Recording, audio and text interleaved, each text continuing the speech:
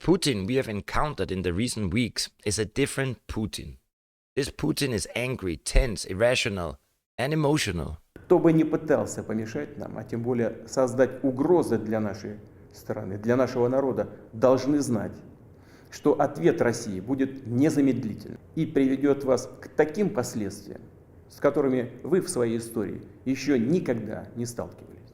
So the question is Vladimir Putin having a meltdown? You see, I personally have always regarded Mr. Putin for being one of the most skilled politicians of our generations, and in fact, one of the most accomplished heads of state. I saw him or viewed him as being composed, yet still pragmatic, strategic, responsible, and most of all, dedicated to the motherland and all its children. So in order to answer today's question, I wanted to dig a bit deeper in order to understand if Putin's action can be justified in any way, shape, or form, or if Mr. Putin simply has lost it and gone mad. And just before we move on to the analysis, I wanted to talk about us, you and I, the people.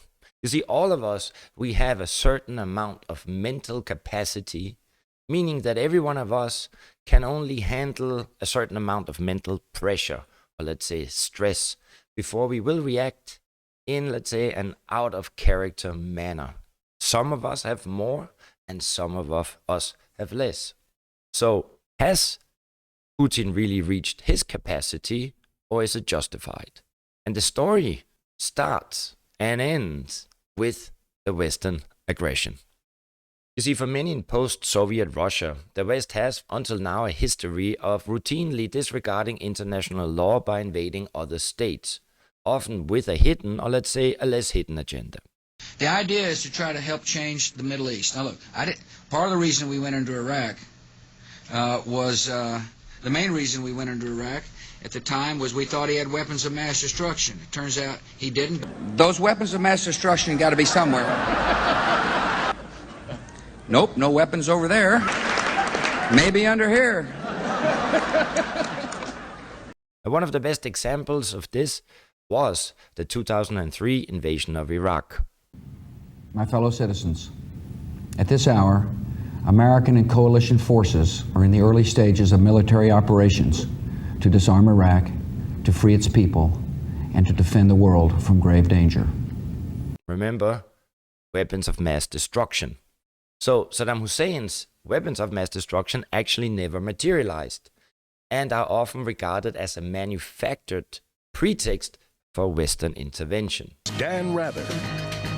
It was just over 90 minutes beyond President Bush's deadline for Saddam Hussein to leave Iraq that U.S. warships and planes, there were F-117 stealth bombers involved, launched the opening salvo of Operation Iraqi Freedom. Furthermore, NATO intervention in Yugoslavia in the 1990s provides another favorite Russian example of Western willingness to disregard international boundaries when opportunities represent themselves.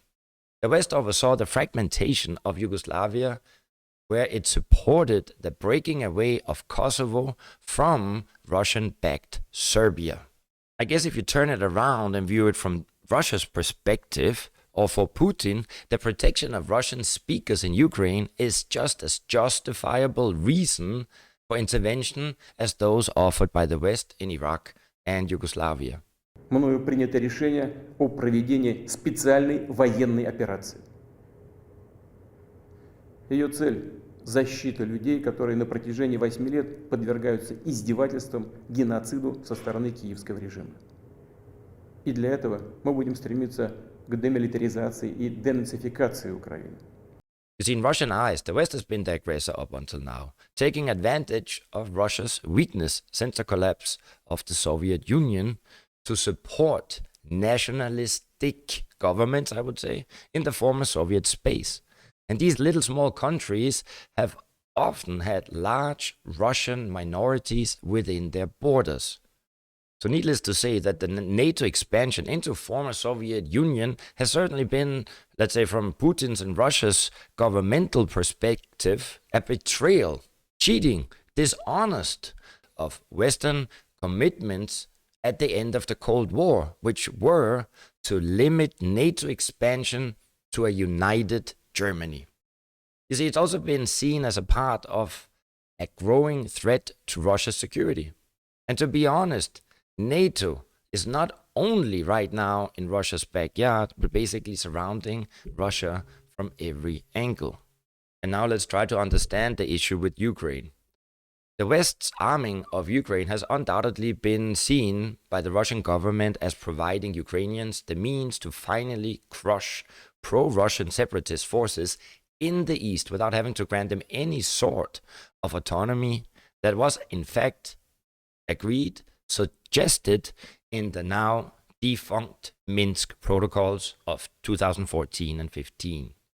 See, these agreements, they were designed to end a separatist war by Russian speakers in eastern Ukraine. For Putin, the only solution in the face of lack of progress on the Minsk protocols and Western unwillingness to take Russian demands seriously has been to recognize the breakaway republics and move from covert to overt military action.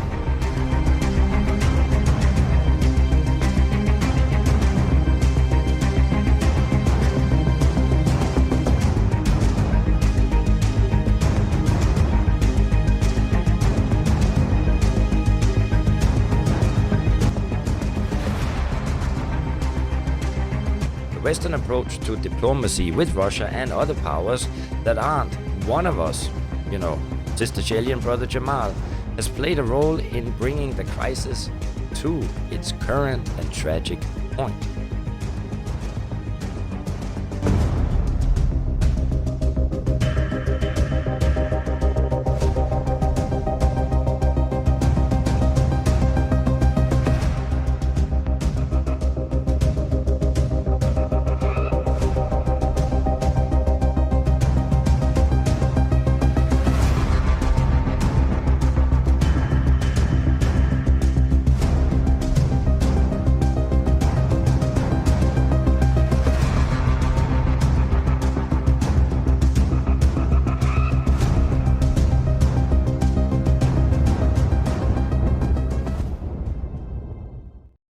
I always like to use the example of children, right? And when parents discipline a child, that discipline is usually more effective if it is not a case of do as I say, not as I do.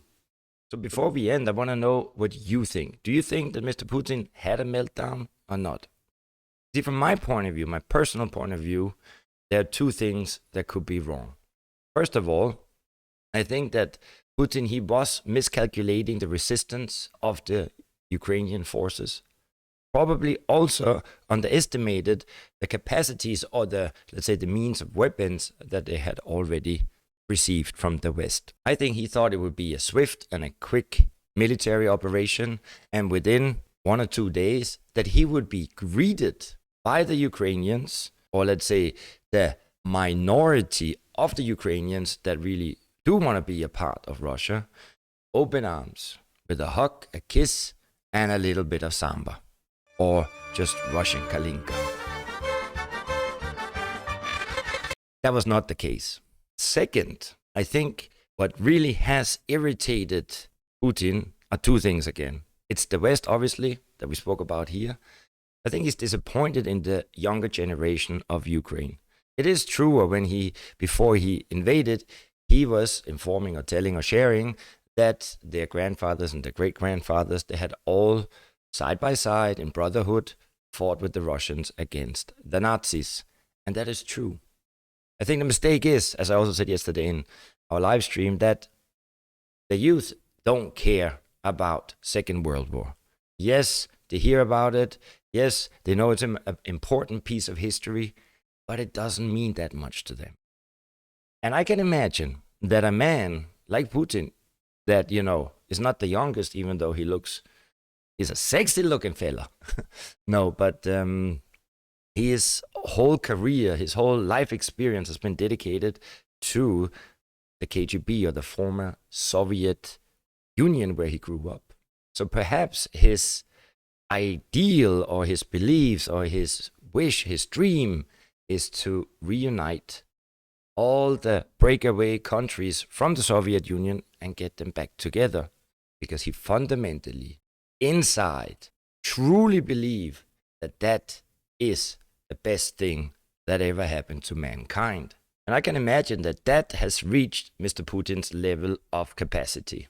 I think these things are bringing him to a meltdown. I don't know if I'm right. I have no idea. But I want to know what you think. In case this gave you any kind of value, well, then you know what to do. Hit like, smash, and all them goodies. And yeah, I'll see you later in the stream. And let's hope that Russia and Putin will stay away from Ukraine. See you tomorrow.